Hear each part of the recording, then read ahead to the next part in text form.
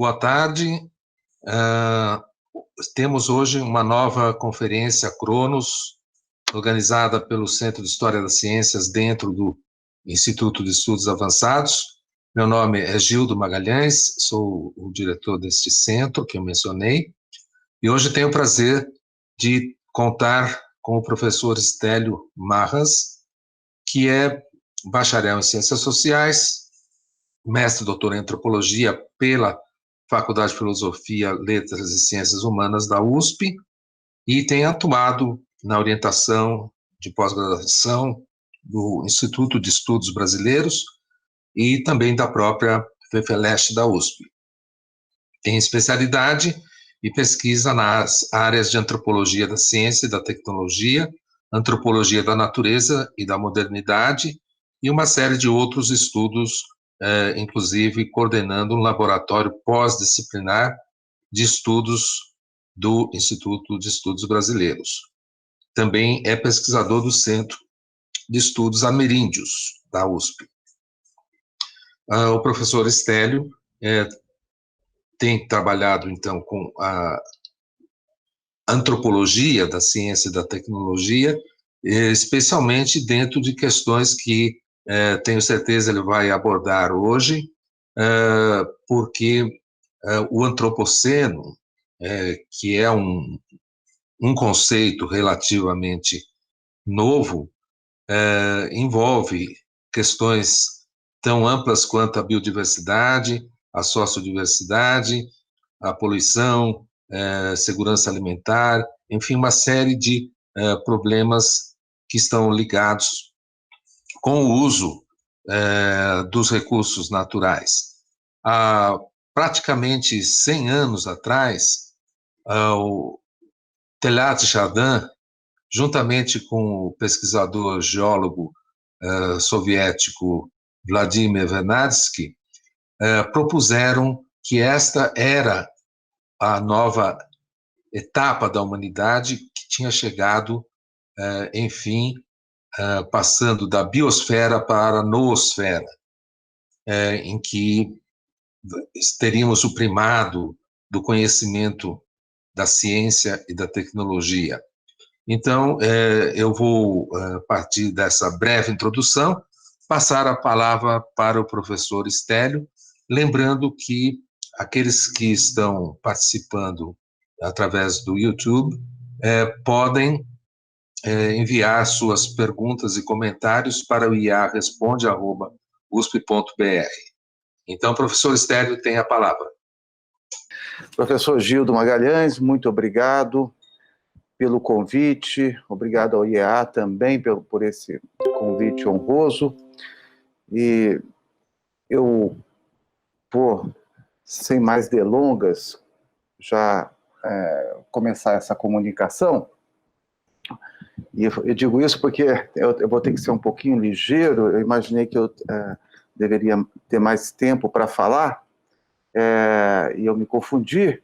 Então, vou ter que acelerar um pouquinho as coisas. Também já peço desculpas por isso. E se eventualmente, Gildo, eu ultrapassar um pouco o tempo, mas isso também não impede de me interromper sem problema nenhum, tá? Eu preparei aqui essa comunicação, que é uma espécie de transformação do que eu apresentei num curso justamente chamado O Antropoceno, Abordagens Transdisciplinares, que eu e a pós-doc Karen Shiratori estamos oferecendo hoje, digo neste semestre, pelo programa de pós do IEB, também pelo programa de pós de Antropologia Social da FEFELESH, e um curso esse que conta com a colaboração de vários colegas, como da arqueologia e da filosofia, diferentes ramos da antropologia, num esforço, de fato, bastante interdisciplinar. Eu acho que é uma apresentação, essa agora, mais bem pensada, mais bem consolidada e organizada, por isso eu logo passo a comentar o título dela, né? A emergência do antropoceno, hesitar, refletir e agir, né?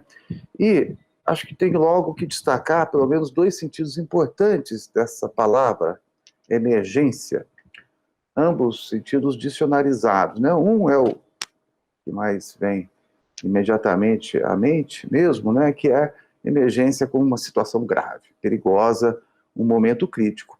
E um outro sentido é aquele do ato de, ou efeito de emergir, isto é, algo que emerge e que remete, por exemplo, ao que os biólogos chamam de propriedades emergentes. Algo vem à tona, algo que aparece e que não podia ser previsto ou inteiramente previsto anteriormente às relações, aos contatos, entre influências. Então, é uma soma, o produto de uma relação, cujo resultado não restitui as partes que foram somadas, né? Mas escapa, transborda, excede essas partes relacionadas, né? Eu costumo conceber isso numa fórmula simplíssima, mas ainda, a meu ver, instrutiva, né? Conceber a ideia de emergência, né? Como transbordamento, numa forma muito simples, assim, 1 mais 1 é igual a 3, né? Quer dizer, algo aí escapou, excedeu da relação, no caso, uma relação de soma, né?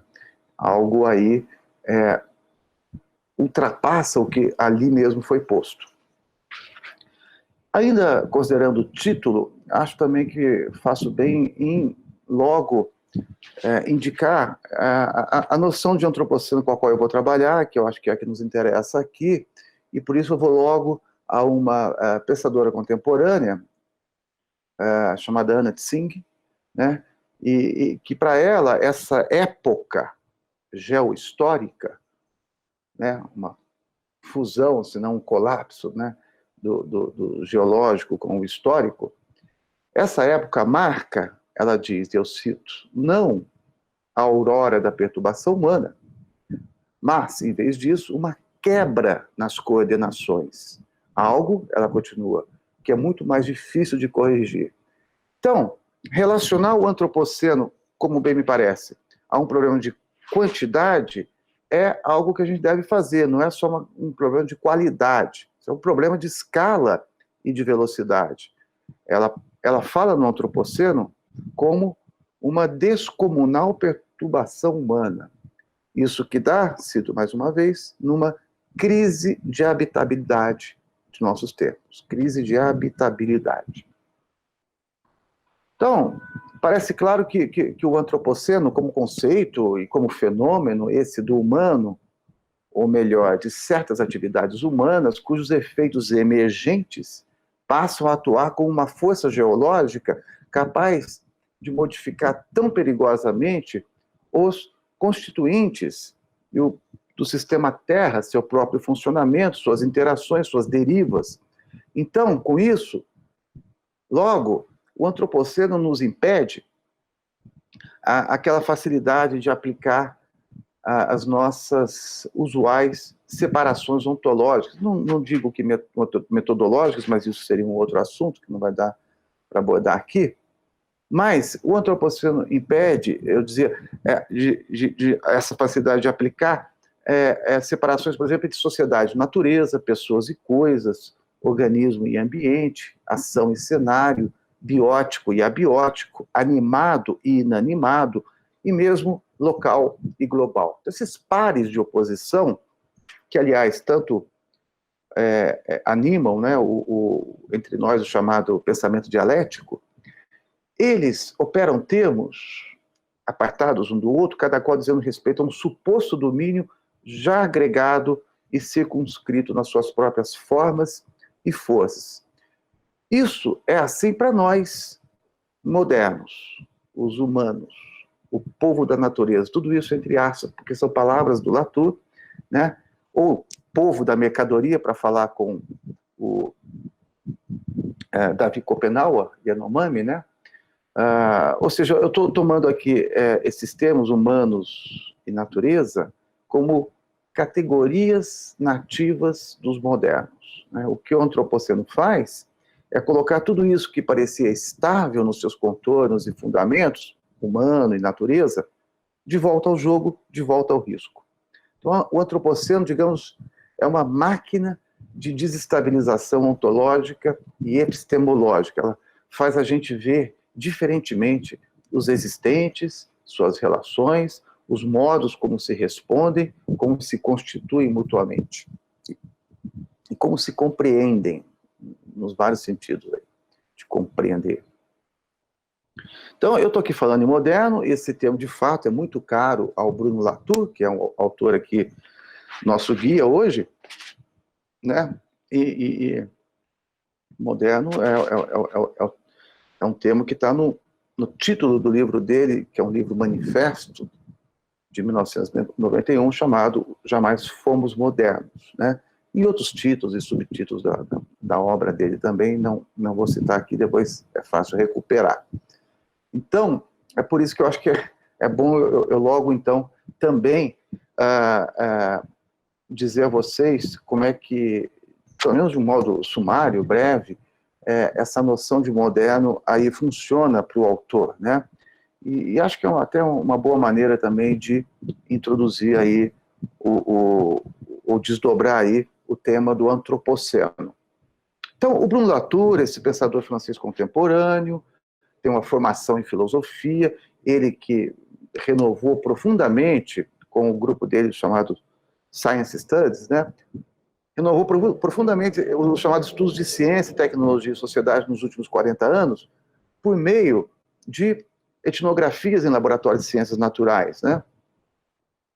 E ele mostra, por exemplo, lá no Jamais Fomos Modernos, que essa separação entre natureza e sociedade, ou natureza e cultura, vamos tomar isso aqui como a mesma coisa,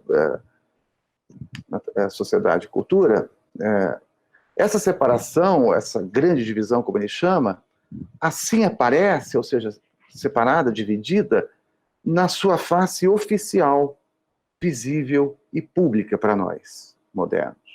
O que o Latour faz é mostrar que essa separação ontológica entre natureza e sociedade, ou natureza e cultura, serve para suspender tabus, proibições, na mobilização de entes e seres da natureza e da sociedade, né? Então serve essa separação para uma furiosa mistura entre natureza e sociedade, tal exatamente como se faz nos laboratórios de ciências naturais.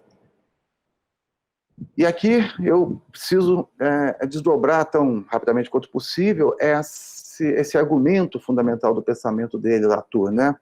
E por várias razões, uma é que me parece um argumento muito mal entendido na sua versão mais vulgarizada, e nessa versão bom, a gente não precisava de um Latour como mais um autor que reitera o naturalismo do Ocidente. Latour faz mais do que isso. Há uma sutileza no pensamento dele que, a meu ver, se não for devidamente percebida, se perde o principal do argumento dele. E outra razão, só para dizer mais uma, é porque, como eu já indiquei, ao desdobrarmos esse argumento de que somos e jamais fomos modernos, nós já topamos com a chamada crise ecológica, já desaguamos nela, e acho que de uma maneira bem interessante, inclusive no próprio tema do antropoceno, ou no problema, né?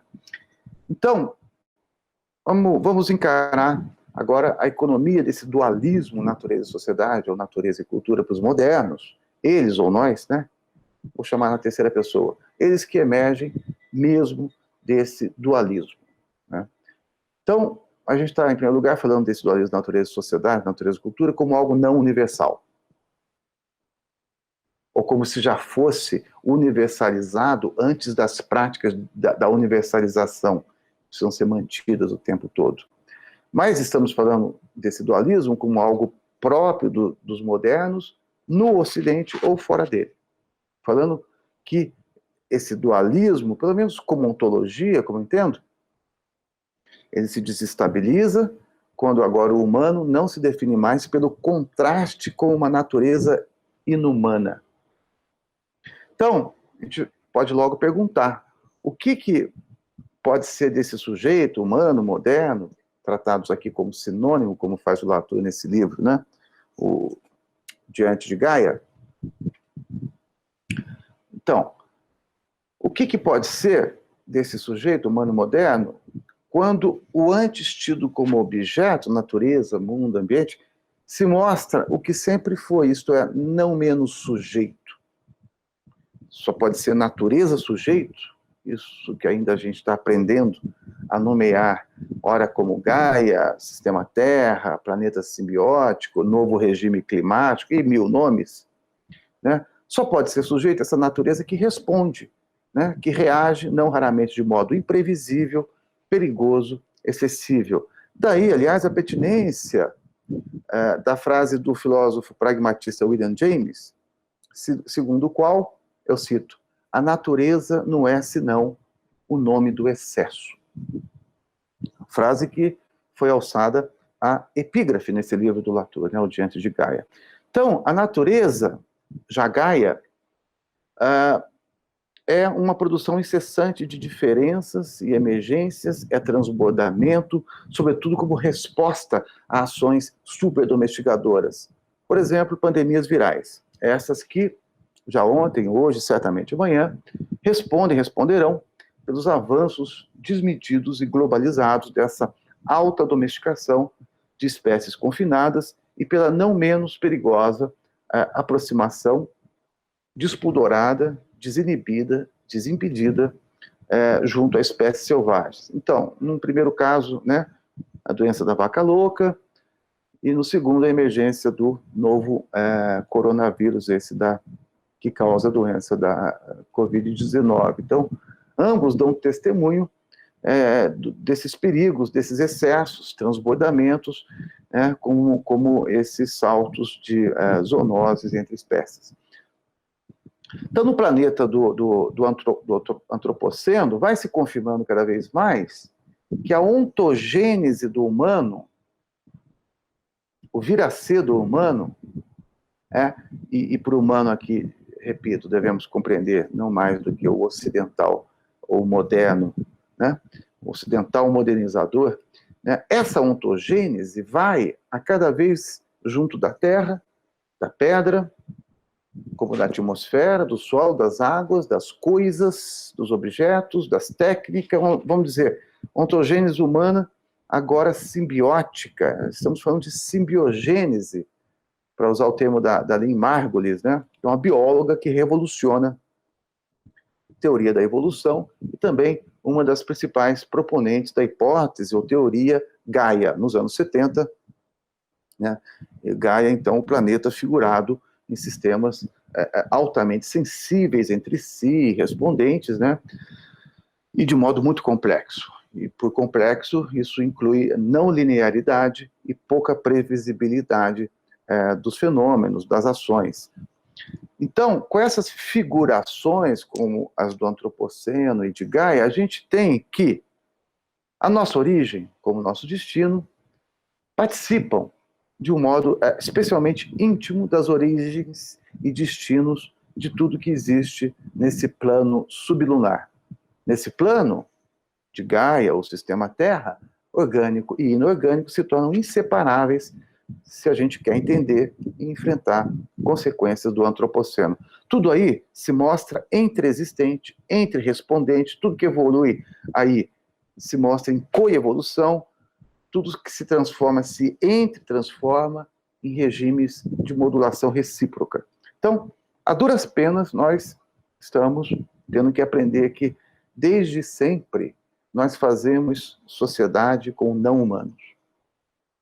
Que nossa sociedade humana jamais se manteve sem sociedade com não-humanos, né? Por exemplo, nossa sociedade com o plástico, né? Nós não passamos já sem, né, os vários tipos de plástico, já não vivemos sem ele. Eles nos permitem viver tal como vivemos, como também já nos asfixia por todo lado, nos poluindo o ambiente, pondo em sério risco nossas outras sociedades com não-humanos, e sem as quais nada do que se pretende genuinamente humano permanece factível. Daí, não ser simples ou fácil, né, lançar acusações, manifestos contra o plástico, por exemplo, né, porque isso que nós chamamos de sociedade não para de pé, com uma expulsão abrupta dos tantos polímeros com os quais vivemos. Né? Acusações, denúncias purificadoras como essa não nos ajudam, né? Porque elas partem da purificação entre o humano, como se houvesse uma tal existência em si, autônoma, livre, independente, e, de outro lado, a natureza, né? Como fosse um ambiente lá fora com o qual não seria preciso estabelecer regimes de troca dignos do nome, né?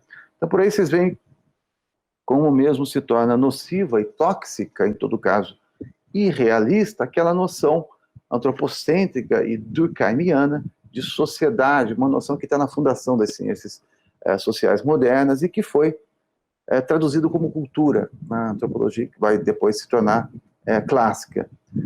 E notar também que a contrapartida que permitiu, ou ainda permite, a concepção modernista de natureza é o domínio da cultura ou sociedade, uma servindo de parâmetro e contrapeso à outra, elas se entredefinem. Então, é para nós modernos que a natureza aparece como universal e uma só. Isso que chamamos de mononatureza, em contraste com o que seriam as multiplicidades das culturas, o que chamamos de multiculturalismo. E as ciências de que os modernos se gabam como senhores em relação a qualquer outra cultura, é que dariam um acesso privilegiado a essa mononatureza, essa natureza universal, concebida como lá fora, um ambiente circundante. Isso tem muitas consequências para a nossa identidade, para a nossa alteridade, né? Daí que enunciar esse dualismo natureza e sociedade, de partida, é já enunciar o nosso excepcionalismo, o excepcionalismo humano de que fala bióloga e filósofa estadunidense Donna Haraway, né? É o nosso antropocentrismo, nossa suposta ou pretendida centralidade no cosmos, afirmação essa da centralidade, do excepcionalismo da espécie, não? É uma afirmação que se pode lastrear tanto em textos bíblicos quanto em textos científicos e humanísticos. Porque, senão, notem, né, todos os não-humanos, como todas as espécies animais, vegetais, por exemplo, todo ente mineral, tudo que existe e que nós reduzimos ao material e mecânico, tudo que existe de orgânico e inorgânico, não humano, em estado bruto, ou mesmo já processado em objetos e técnicas, tudo isso nós chamamos de natureza ou feito de forças naturais, físicas, químicas, biológicas, isto é, de entes e seres que se limitam a funcionar segundo essas leis naturais. E do outro lado da cerca desse dualismo, os humanos. E só eles. Os humanos segundo os modernos, né? Já em sinônimo aqui, humano e moderno, né? Ou só eles, né? Considerando traços de cultura ou de sociedade em outros animais, mas sobretudo eles. Eles, os humanos, como o suprassumo da cultura ou da vida social. Então, eu pergunto, não é muito estranho que o real seja ontologicamente repartido assim? Quer dizer, de um lado nós, a cultura e o humano por excelência, e de outro, todo o resto, a natureza. Então, isso é o que se chama de especismo do humano, repito, segundo os modernos. Então, estou aqui indicando muito rapidamente uma ou outra dessas tantas narrativas sobre o dualismo natureza e sociedade da tradição moderna ocidental, que são versões da nossa mitologia. Para alcançar, eu faço isso, para alcançar o sentido de moderno segundo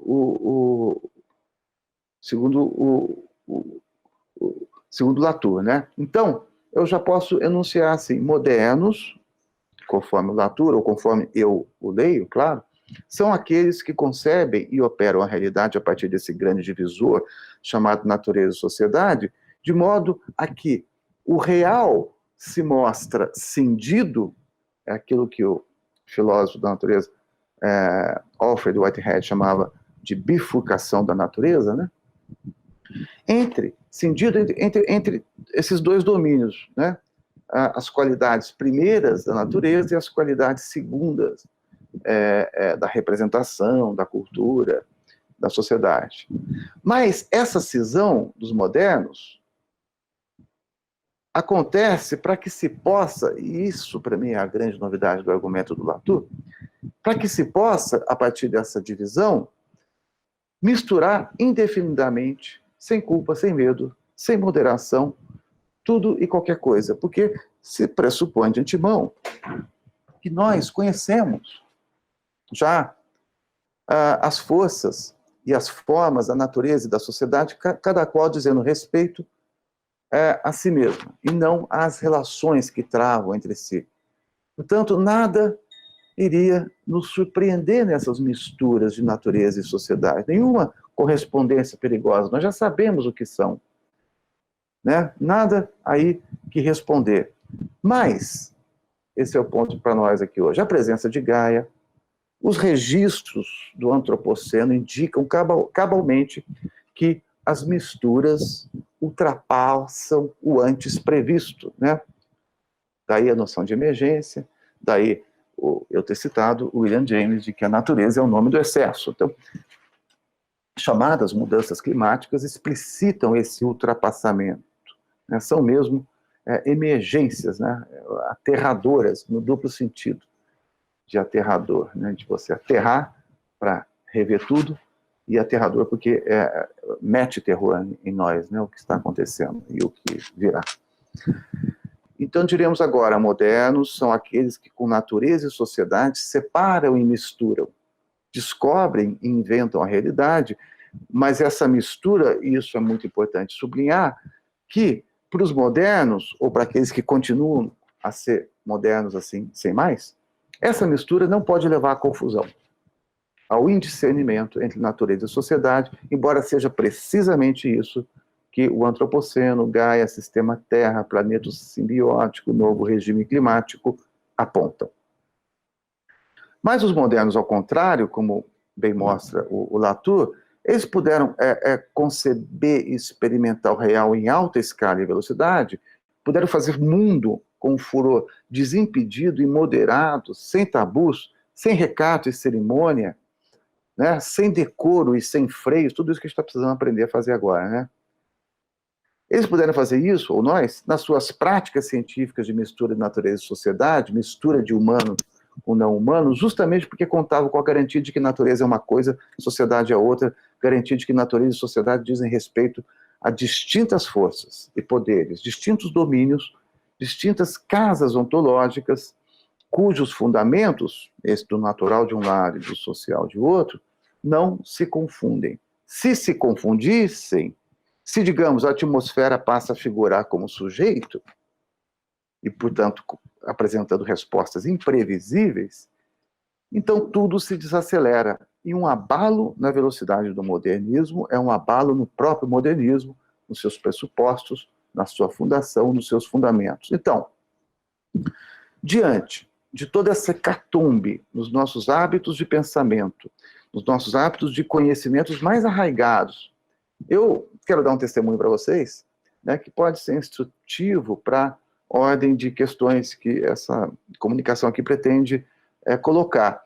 E dizer da crise deste antropólogo aqui diante de vocês, uma crise que veio crescendo, sobretudo desde quando eu me tornei docente há 10 anos, e eu me vi na tarefa de ensinar e orientar pesquisas sobre temas da cultura, da sociedade, isso que eu aprendi a ser o objeto por excelência da nossa disciplina, né?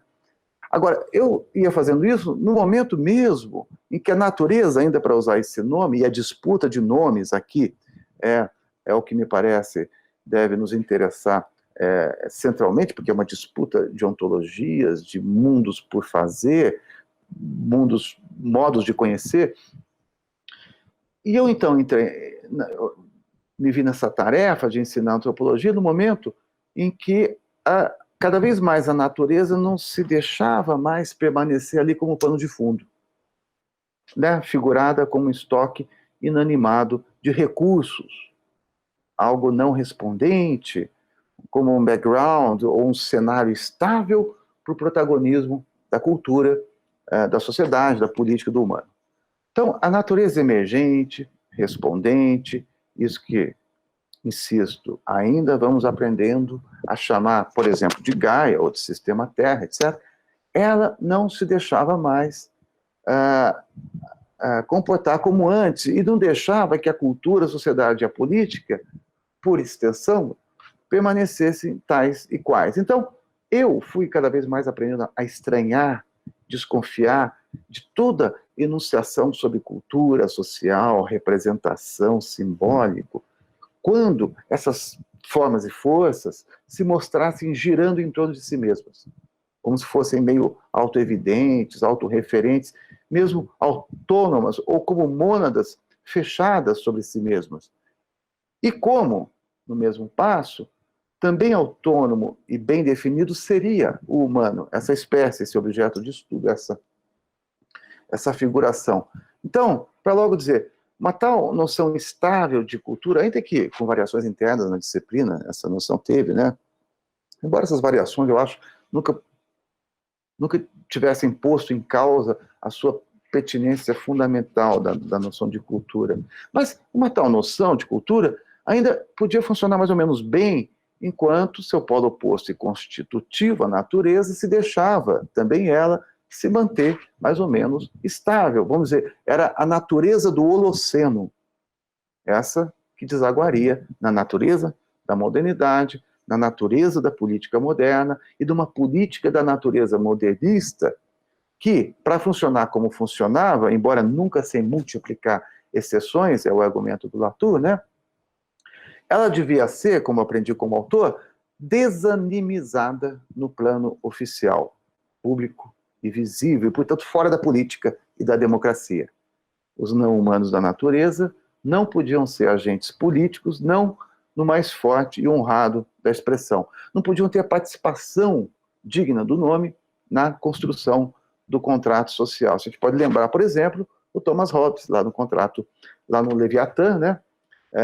Essa variante mítica que dá origem à sociedade pacificada, ao Estado moderno, ao direito moderno, e mesmo ao humanismo ao qual prezamos nos atar, ele, Hobbes, dizendo, lá no século XVII, nesse livro tão importante, né, dizendo, eu cito, que é impossível pactuar com os animais. Então, o contrato social coloca tudo que não é humano para fora. Agora, o problema diante de nós, hoje, é que se mostra inescapável o imperativo de repactuar com animais, com plantas, atmosfera, solo, águas, como não menos, por exemplo, com os combustíveis fósseis, com os polímeros, mas sem exigir desses não-humanos modos sociocêntricos humanos, que são modernos, de fazer pacto. Então, é um imperativo esse de rever todo o contratualismo social que permitiu ao Ocidente moderno proliferar sob garantias que não se sustentam mais, garantias da modernidade, como eu disse, esmiuçadas pelo Latour no seu livro Manifesto, Jamais Fomos Modernos, de 1991, garantias que protegiam o humanismo. Mas o humanismo que está cada vez mais sob nova provação, né? Porque as condições que davam suporte e possibilidade a esse humanismo estão sob degradação. Por assim dizer, ou para dizer com o Michel Serres, que é um filósofo importante, interlocutor do Bruno Latour, é urgente, em contraste ao contrato social, a redação de um contrato natural. Contrato natural é o título que dá é o título do livro dele, Serres, né, de 1990, 2 anos antes da ECO 92, um ano depois da queda do Muro de Berlim, em 89, né, o miraculoso ano de 1989, como escreve Latour no Jamais Fomos Modernos, e eu cito porque é importante para nós aqui. Ele diz, nesse livro desde 1991, em Paris, Londres, Amsterdã, neste mesmo glorioso ano de 1989, são realizadas as primeiras conferências sobre o estado global do planeta, o que simboliza para alguns observadores o fim do capitalismo e de suas vãs esperanças de conquista ilimitada e de dominação total sobre a natureza, fecha aspas. Então, se a queda do Muro de Berlim, um colapso do socialismo real, indicava, cito novamente o Latour, aí no Jamais Somos Modernos, o triunfo do liberalismo, do capitalismo, das democracias ocidentais sobre as vãs esperanças do marxismo, fecha aspas. Então, se digamos, ali nós nos encontrávamos com o fim da história, para falar com o filósofo Fukuyama, essa sensação durou pouco para muitos de nós, porque a história foi se mostrando não terminar nas franjas do humano moderno capitalista. Ou seja, esse triunfo da cultura sobre a natureza, uma coisa que se confunde com o nome de civilização, progresso, crescimento, desenvolvimento, esse triunfo foi logo sendo minado pela intrusão de Gaia. Nessa expressão, de outra interlocutora importante do Bruno Latour, química de formação, né, foi aluna do Prigogine, com quem escreveu um livro importante, entre outros textos, né, a filósofa belga contemporânea Isabelle Stengers. Okay?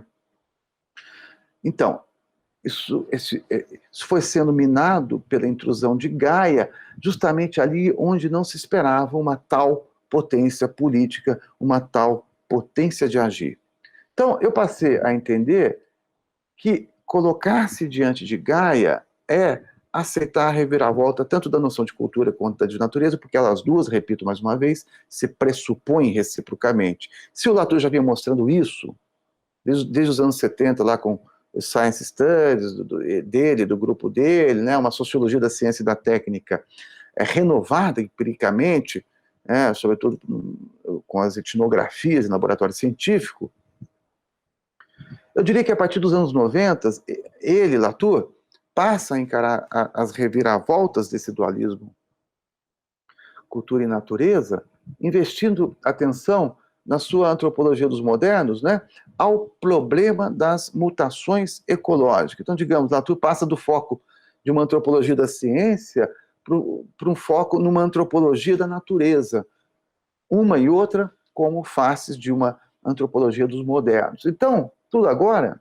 eu dizia na minha crise, né, se desarranjava de um modo muito particular, quando cultura e natureza não respondiam mais como, digamos, no velho regime climático, que era o velho regime político da modernidade no Holoceno. Então, o que é a cultura? O que é a natureza? O que é uma ação puramente humana e uma puramente de não humano, se nós aceitamos nos ver como jamais tendo sido modernos? A modernidade dependia, ou depende ainda como nas manobras negacionistas da atualidade, não apenas da distinção entre natureza e sociedade, mas de um arranjo muito esperto desse par de oposição, natureza e sociedade tomados como opostos, né, para serem livremente compostos. Mas esse é o ponto, uma composição alheia às consequências, às emergências, como a das mudanças climáticas, como o do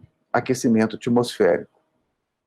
Então, se nós vamos nos dando conta de que jamais fomos modernos, que sempre fomos misturadores ontológicos como qualquer outro povo, como é que eu podia entrar em sala de aula, Gildo, para falar sobre cultura ou sociedade sem natureza? Como é que eu podia escrever artigos, orientar pesquisas sobre humanos sem considerar a sua íntima composição com não-humanos de toda a sorte? Estava claro que o ferramental não servia mais.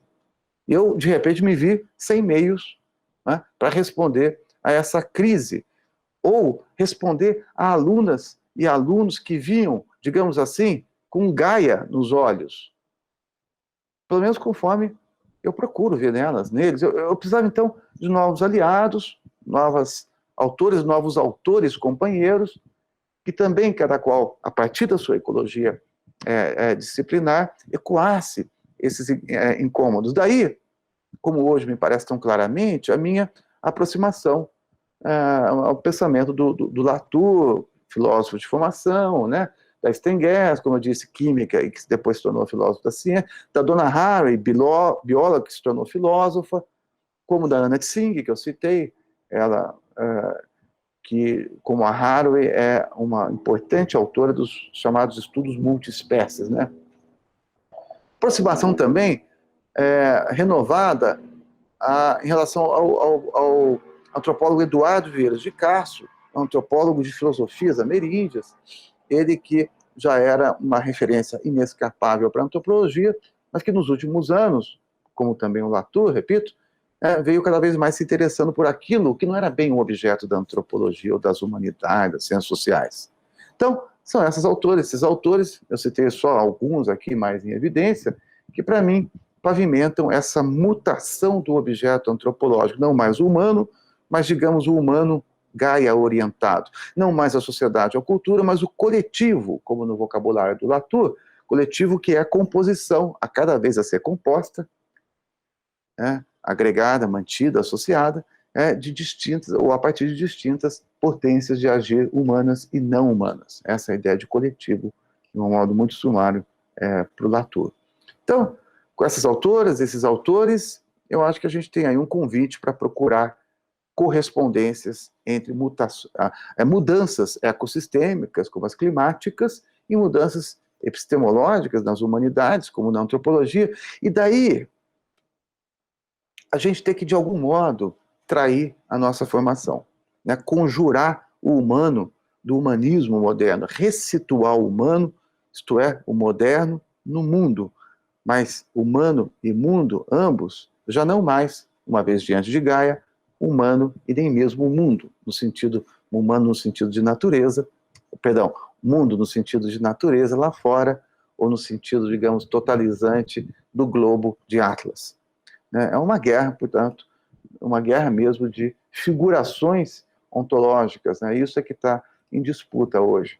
Então, essa agenda é mais ou menos recente, acho que ainda minoritária na minha disciplina de formação, e mesmo nas disciplinas afins das humanidades, ela não fez parte da minha trajetória. Não fez parte da trajetória da minha geração, quando muito era marginal, periférica, nunca o sumo daquilo a que devíamos nos devotar. Então, o que fazer com a nossa formação, que já, desde as primeiras lições, nos apresenta o humano diante do mundo, humano destacado do mundo, já emergido, vamos dizer assim, já derivando numa esfera própria, humano e natureza já prontos um para o outro. O que fazer, se não contrariar a nossa particular disposição humanista, cuja contraface dá naquilo que, por exemplo, o Antônio Bispo dos Santos, o Nego Bispo, que é um poeta de liderança quilombola no Piauí, chama de cosmofobia. Ou, num outro exemplo, contrariar uma característica que nos define, que precisa ser urgentemente redefinida, a de que, eu cito, a nossa cultura tem horror ao mundo, fecha aspas. Essa é uma frase, de novo, do filósofo Michel Serres, no referido Contrato Natural, Serres, que, claro, não deixaria de aparecer aqui também, nesse livro do Latour. Então, olhando retrospectivamente, quem diria que há não muito tempo nós viríamos dar nisso de ter que refundar a imagem do humano e de mundo. Aliás, se eu tivesse que resumir essas conferências aqui do Latour em pouquíssimas palavras, eu acho que seria isso, refundação do humano e da natureza, quando agora o humano e a natureza não são mais o que eram na relativa estabilidade climática, ecológica e também sociológica do Holoceno, da habitabilidade do Holoceno. Não são mais o que eram quando nós nos acreditávamos, assim sem mais, como modernos. Portanto, reconhecer outras figurações ao humano e ao planeta é exigência de quem aceita colocar-se diante de Gaia, enfrentá-la, resistir ao escapismo, à negação científica e política do real, resistir ao quietismo.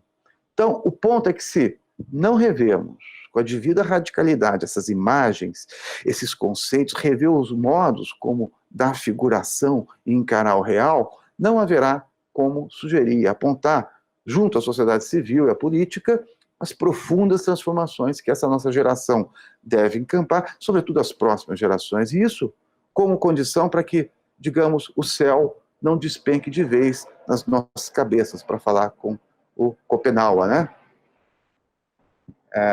que tem esse livro tão importante, junto com o Bruce Albert, esse etnólogo americanista, o livro chamado A Queda do Céu, Palavras de um Xamã Yanomami.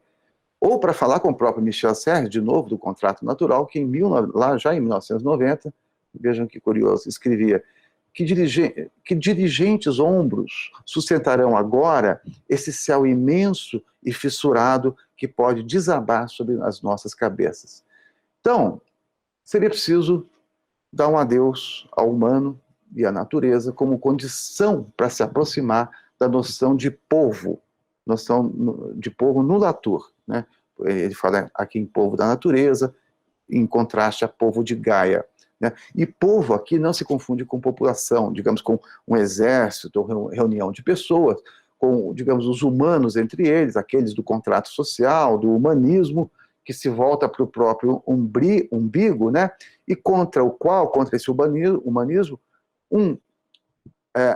tão importante antropólogo se colocou, né? O Lévi-Strauss, Claude Lévi-Strauss, certamente um dos maiores antropólogos de todos os tempos, etnólogo americanista, portanto, especialista em povos indígenas das Américas, e é como ele diz, totalmente inspirado pelo pensamento, pelas práticas indígenas, lá no último parágrafo do volume 3 da série Mitológicas dele, né, o volume chamado A Origem dos Modos à Mesa, né, que ele termina dizendo que um humanismo bem ordenado não começa por si mesmo.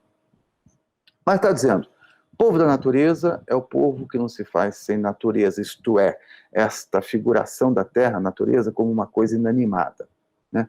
Como também, povo de Gaia é povo que não se ergue sem a figuração animada da terra. Então, a natureza pede seu povo, como Gaia pede seu povo, a gente poderia dizer também, com Schopenhauer, que a mercadoria também pede o seu povo. E tudo de que se trata é distinguir entre si esses povos, isto é, esses mundos. Então, eu já indico o entendimento aqui que nos deve interessar centralmente de que o antropoceno, esse nome, é um chamado à recomposição, essa ação do moderno com o mundo. Talvez o católico Latour, Paulino Latour, pretenda mesmo uma conversão do moderno em terrano, né, uma conversão daquele povo de Deus, aquele da criação com C maiúsculo, em povo de Gaia. Gaia como uma divindade profana que se metamorfoseia em 1000 nomes e, portanto, em 1000 ontologias. Mas, a partir dos argumentos dele mesmo, Latour, eu diria que não é uma conversão para salvar a alma humana, mas, aí sim, para salvar o mundo da alma humana, isto é, da alma moderna. É como no Evangelho de Mateus, que o Latour cita aqui na 6ª conferência, página 331 da tradução. Ele diz, eu cito, para que lhe serve salvar sua alma se você acaba de perder o mundo? Então, espero que a essa altura já esteja claro, mas é bom repetir, que humano e moderno são aqui com Latour tomados como sinônimos, e daí a minha sugestão como antropólogo em tratar o humano como categoria nativa dos modernos. E isso como sendo uma das primeiras coisas que nós devemos fazer aqui para bem acompanhar e compreender o que nos diz esse autor. Idem para a natureza, essa outra categoria nativa dos modernos. Agora, indicar que humano e natureza são categorias nativas dos modernos não é uma coisa que eu faço para, digamos, diminuir o alcance dessas noções, essas noções que se pretendem universais assim, simplesmente. Mas sim para aterrar essas noções, né, na sua própria ecologia prática e de pensamento. É para, assim, a gente poder reconhecer seus amálgamas, seus compromissos, a metafísica e a política que se atrelam a essas noções. Então, dizia, o pensamento desse autor Latour, ele veio muito a calhar para uma antropologia que foi parecendo urgente de pensar e praticar uma que fosse capaz de responder à altura aos agravos climáticos, ecológicos e ambientais, agravos que se mostram indissoluvelmente sociais, civilizacionais. Digamos, uma antropologia face a Gaia, uma antropologia diante de Gaia. Era preciso, então, eu me apoiar nessas autoras, nesses autores, como me apoiar, não menos, nas respostas do próprio mundo já Gaia, por via dos indicadores científicos os mais autorizados, porque devidamente processados, né? Indicadores desse mundo Gaia figurado, cada vez mais falante para nós modernos, para nós que somos especialistas, eu diria assim, em fazer a natureza, isso que os modernos pretendem, aqui os modernos pretendem reduzir o mundo, né? A natureza, ora fazer a natureza falar, ora calar conforme a nossa conveniência. O problema todo, e é o que eu gostaria de devidamente colocar para nós aqui hoje, é que o mundo, esse cosmos sublunar, onde nos situamos, ele não se deixa mais comportar simplesmente conforme a nossa conveniência, por inconveniente que seja essa verdade. Aliás, não considerar essas forças, por exemplo, nas eleições americanas agora para presidente, a meu ver, é perder de vista uma de suas mais importantes motivações. Então, se o planeta não se deixa mais tomar, não sumariamente, sem reação, como algo mecânico, inanimado, passivo, indiferente, de comportamento linear e previsível, ele não se deixa mais, nem mesmo que a gente fixe com aquela cristalina pureza, aqui é a causa e ali o efeito dos fenômenos. Sobretudo esses fenômenos que são respostas ferais, resselvagizadas, por assim dizer, respostas, então, à alta domesticação a que o mundo foi e vem sendo submetido. Como bem coloca aqui nosso autor, numa das conferências do livro, eu cito, nessa terra, ninguém é passivo. As consequências selecionam, se é que se pode dizer, as causas que atuarão sobre elas, fecha aspas. Então, isso é uma outra maneira de dar adeus às relações lineares de causa e efeito que tanto instruíram as ciências clássicas. Acho que ainda essa imagem faz a imagem é ainda majoritária, né, nas ciências, né? E isso para dar as boas-vindas nesse mundo sob ruínas, as ciências da complexidade, né? Elas que instruem as ciências do sistema Terra, como meteorologia, ciências atmosféricas. Então, figurar a Terra como Gaia, aceitar um novo regime climático e aceitar novos regimes políticos, né? Porque é preciso cumprir esse imperativo de derramar a democracia para o mundo, né? Esse mundo que não se... Esse é o ponto. Mundo que não se deixa mais apreender como mudo, né? Mundo mudo e nem mundo relógio. Então, isso é um imperativo para habitar e ser habitado pelo planeta simbiótico e nos vermos mesmo como seres simbiontes, se não holobiontes, assumir a sociogeologia do antropoceno, isso tudo bagunça demais o nosso tão arraigado hábito de pensamento que busca causas para consequências. Mas, ao fazer face à Gaia, ao seu comportamento respondente, o que nós percebemos é um verdadeiro looping, uma retroalimentação, ressonâncias, modulações recíprocas entre causa e consequência.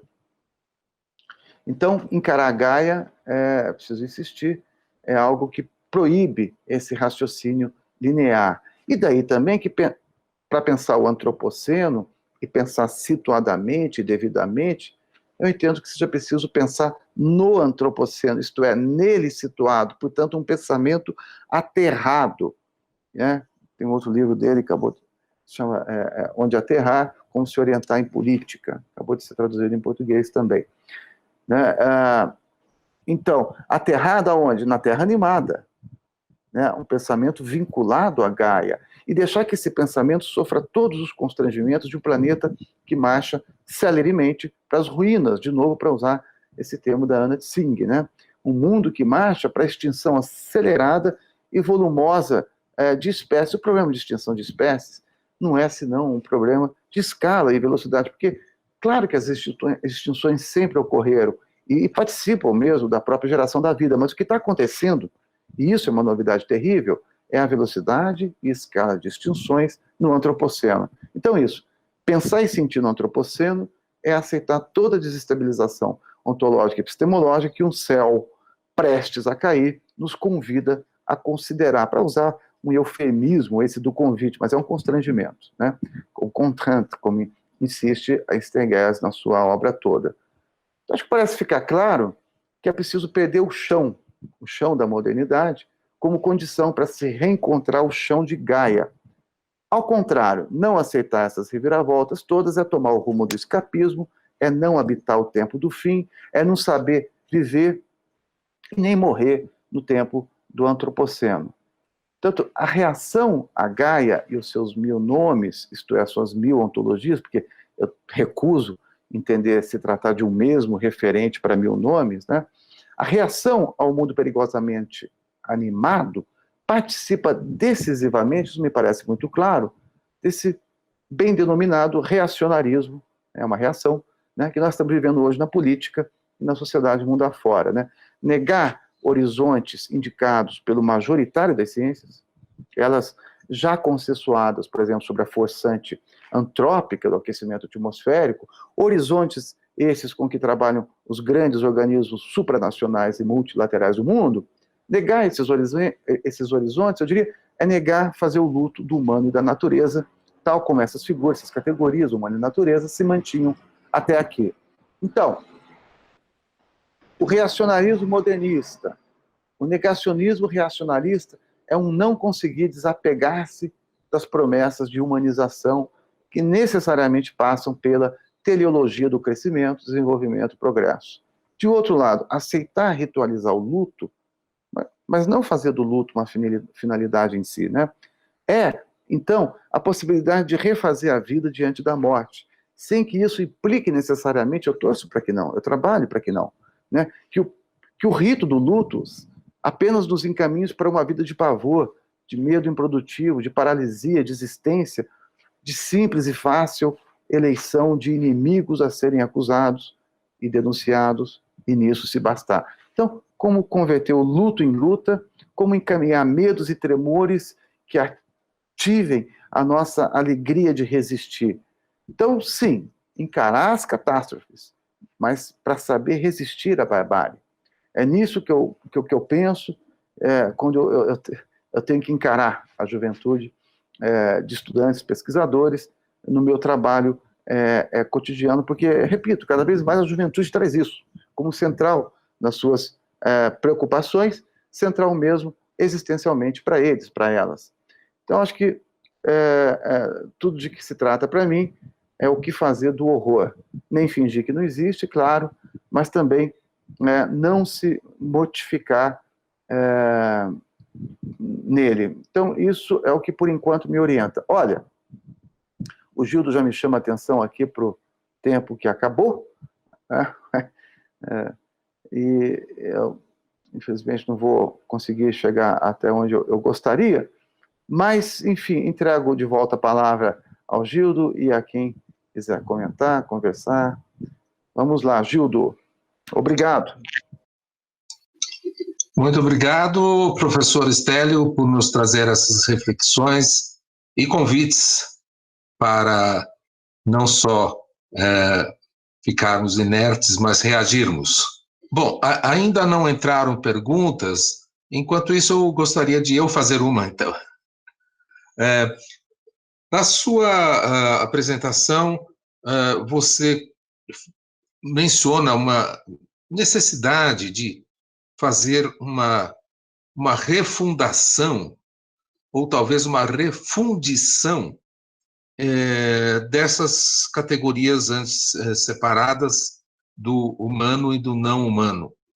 E eu perguntaria, você vê algum papel mais essencial dentro disto para as ciências naturais? Porque, do ponto de vista das ciências humanas, nós estamos vendo essa tomada de consciência, como você mencionou, que vem por parte da antropologia, mas passa facilmente, digamos, para as ciências humanas. E as ciências naturais? Ótimo, Gildo. Bom,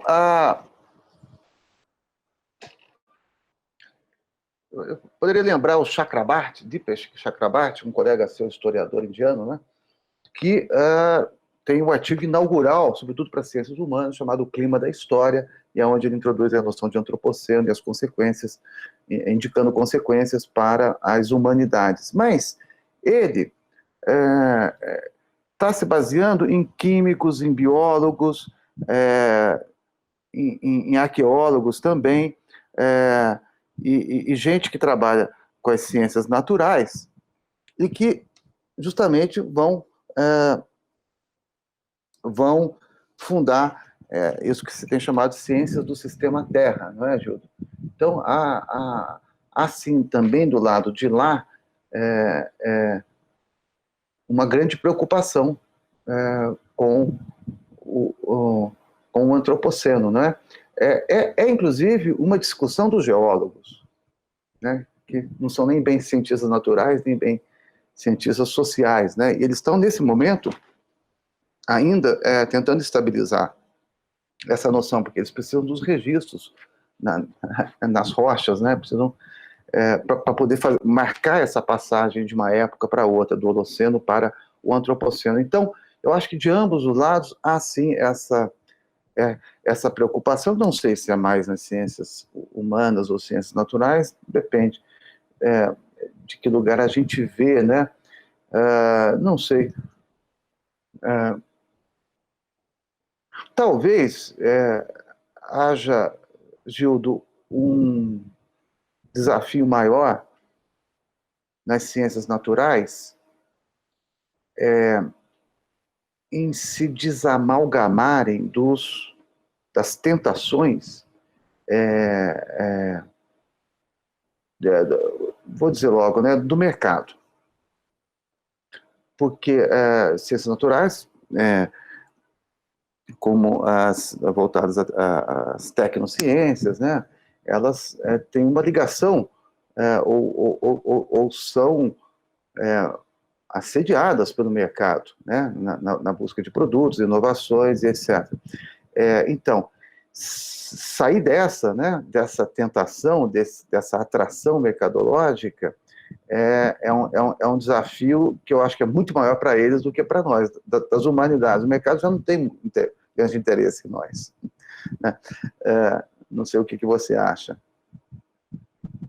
Eu acredito que você tocou num ponto, talvez, crucial de toda essa nova visão, que é como se desapegar do mercado, uma vez que o mercado entrou de maneira avassaladora numa dessas etapas que são analisadas, né, nessa época do Antropoceno, que é a dita globalização do mercado, que faz com que as respostas tenham adquirido uma velocidade e um alcance tremendamente maiores do que antes. Mas, do ponto de vista da minha pergunta anterior, você mencionou também algo que eu acho muito interessante da geologia. Quer dizer, quando eu falei logo no início da nossa tarde de hoje do Vernadsky, é porque tanto o Havelock, ao apresentar a ideia de Gaia, recorreu ao Vernadsky, quanto a Lynn Margulis, a bióloga que também foi resgatar, digamos, o pensamento do Vernadsky, pelo qual o mundo já não é mais só sublunar. Nosso mundo é o universo. A ideia de que isso que nós chamamos humano está restrito ao planeta Terra já começa a deixar de existir na medida em que estamos planejando bases na Lua ou em Marte ou futuramente ainda mais além. E para tudo isto, claro que você vai precisar de um concurso enorme das ciências ditas naturais.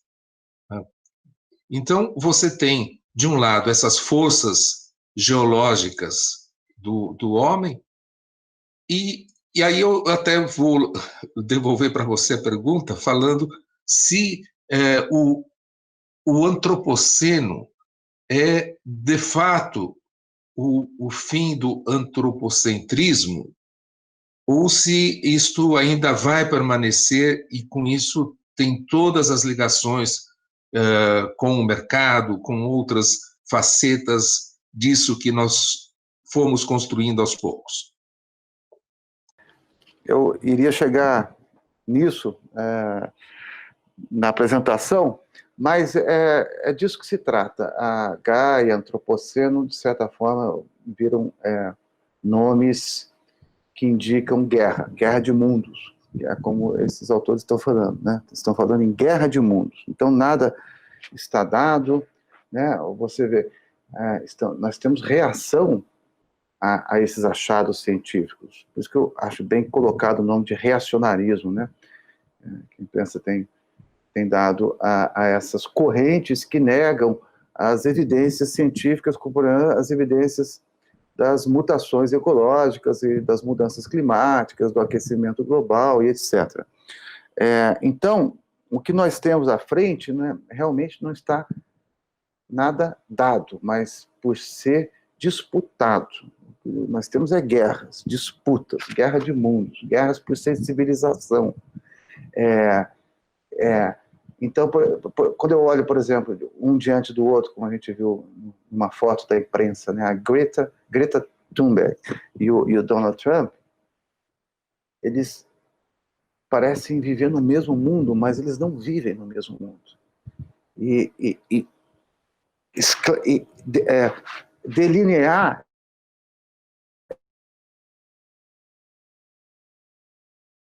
disputando o mundo, estamos disputando ideia de humano, se ele é Gaia-orientado, se ele é Plantation-orientado, e isso coloca velocidades muito diferentes. As próprias ideias de liberdade e emancipação entram em risco e em causa aí completamente, né? Porque uma coisa é uma velocidade de se fazer no mundo, e se fazer com o mundo, segundo as garantias da modernidade, de que natureza e sociedade não se confundem. Isso coloca uma velocidade, e uma sensibilidade, e uma cosmopolítica. Outra coisa é pensar na liberdade a partir dos vínculos ecologicamente instruídos. Isso coloca outra velocidade, outro modo de fazer mundo, outra metafísica, outra política, outros, inclusive, né? Nossa identidade, nossa alteridade mudam completamente. Então, eu acho que é isso que está em jogo. Sim, eu vou ainda insistir mais um pouco. Como as ciências naturais já faz algum tempo descobriram a impossibilidade da linearidade cartesiana ser uma boa descritora dos fenômenos que ela estuda, né? A matemática, ao estudar o caos, a teoria matemática do caos, logo se defrontou com esse problema, e é justamente os achados da teoria matemática do caos que têm orientado essas questões que são complexas, como a do clima, a previsão, a própria previsão meteorológica, vamos dizer, e tantos outros fenômenos. Então, eu acho que você tem uma conjugação até oportuna entre ciências naturais e ciências ditas humanas, porque a gente ainda usa essa dicotomia que é falsa, mas a gente está muito acostumado e transita dentro dela, né? Então, me parece que a gente está nesse momento privilegiado em que as várias ciências, o conhecimento, de uma certa maneira, estão atingindo essa meta de ser holístico, né? Ou melhor, reconhecendo aquela complexidade de que falava o Edgar Morin, também ligado com esses pensadores que você andou apresentando. Será isto? Sim, acho isso, Gildo. Quer dizer, eu costumo pensar o seguinte, eu digo para alunos e alunas, né? Não se trata de jogar de maneira nenhuma, né? Jogar fora as ciências clássicas em benefício das ciências da complexidade. É só situar as ciências clássicas, situar as condições de felicidade, de possibilidade delas, ciências clássicas, que não se verificam para estudar, por exemplo, meteorologia, né? Então, aí que a gente se lembra até daquelas coisas de escola, né? CNTP, condições normais de temperatura e pressão, né? Quer dizer, você consegue fazer uma química, mas você tem que considerar essas condições normais. O problema é quando as condições não são mais normais, né? Ou então, né, física, né? Desconsidere o atrito, né? Tem toda uma ecologia para que essa ciência dê certo, e ainda dá para muitas coisas. Não é jogar fora uma coisa, é só situá-las, ecologizar as suas práticas, né? Agora, deixa eu só dizer uma coisa que eu estava falando, que tem a ver com...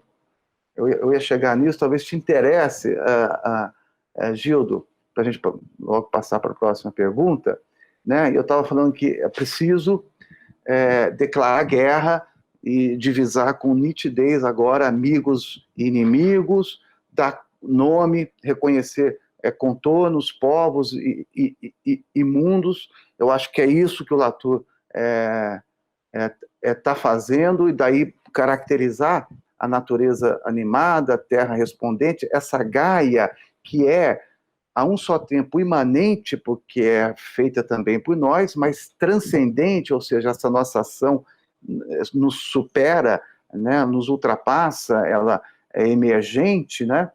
E isso tudo, essas figurações de mundo, essas figurações animadas, ela corre a contrapelo da figuração do mundo independente de nós, derivando a revelia, que é, para falar com as ciências clássicas que você evoca, né, a natureza conforme ela mesma. Não sei se você vai lembrar, é uma face triunfante do Newton, que escreve lá no seu princípio, né, os princípios matemáticos de filosofia natural, que ele publica a partir do final do século XVII. Isso, quem me lembra, são a Isabelle Stengers e o Ilia Prigogine, num livro deles que eu acho que é o mais radicalmente interdisciplinar que eu conheço, de 1979, chamado A Nova Aliança, Metamorfoses da Ciência, que justamente comparam as ciências clássicas com as ciências da complexidade. Mas o Newton, ali, lembram esses autores, dizia que a natureza, na expressão do Newton, é muito conforme a si mesma. Ou seja, tomando mundo ou natureza, a imagem mecanicista do relógio, né, um mundo transparente, inteiramente traduzível e idealmente previsível também pela matemática. Então, sendo a natureza conforme a si mesma, diz o Newton, né, não seria preciso fazer hipóteses sobre ela, como a hipótese Gaia do Lovelock, da Margolis, e hoje, como você bem lembrou, muito, muito recuperada.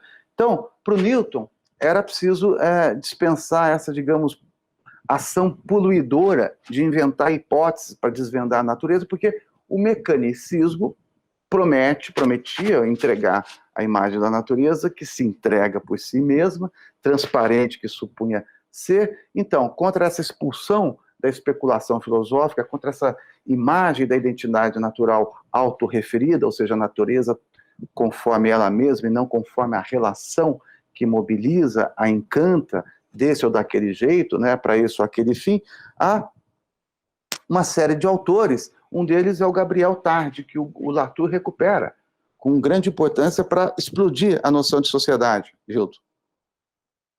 Então, o Gabriel Tarde, que é um autor que foi... Acho que eu estou ultrapassando. Paro aqui. Pode... Não, eu acho que até dentro desse diálogo que estamos iniciando, chegou uma pergunta que eu acho que coloca justamente essa questão de posição de guerra. É do Celso Bezerra. Ele gostaria que o professor Stelli dissesse sua opinião sobre o papel da comunicação científica à população, se isso surtiria um efeito benéfico para o aumento da pressão popular sobre governos negacionistas. Essa pergunta de ouro, né? Tão difícil falar rapidamente sobre isso, porque, de um lado, sim, Celso, tem mesmo, a academia, as ciências, tem lá o seu papel, um deles é esse da divulgação científica, né? Que nem é um nome muito bom, porque supõe o vulgo, né? A quem você deve instruir, como se esse vulgo fosse uma tábula rasa e não tivesse também os seus modos de se vincular à vida, à terra, seus próprios entendimentos. Então, isso já é um problema muito sério. Eu inclusive, me coloco contra essa ideia de conscientização, não acho uma boa, porque supõe isso que eu estou dizendo, que o outro lado é o lado da falta, né? Você entende que não caberia bem a um antropólogo dizer isso, né? Por outro lado, é o antropólogo que está aqui defendendo as ciências.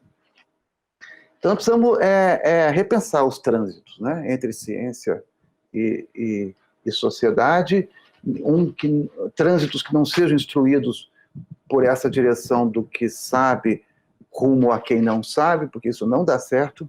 Em geral, eu até acho, Celso, que uma parte boa do negacionismo, do reacionarismo modernista se prende a isso. Ou seja, se prende a uma reação, a uma certa arrogância de cientistas. Infelizmente, eu tenho que dizer isso, porque isso existe mesmo, né? E esse distanciamento, ou então uma facilitação chamada divulgação científica que não faz jus nem a quem é dirigida essa facilitação e nem às ciências de origem. Então, agora, as artes, por exemplo, eu acho que tem que entrar aí de um modo decisivo, não para ilustrar a ciência, mas para sensibilizar. Isso, guerras de sensibilização, muito mais do que de conscientização, muito mais de informar o ignorante, esse tipo de coisa. Isso não dá, ou de tratar o outro como vulgo, né? Então, eu acho que as ciências, elas mesmas, devem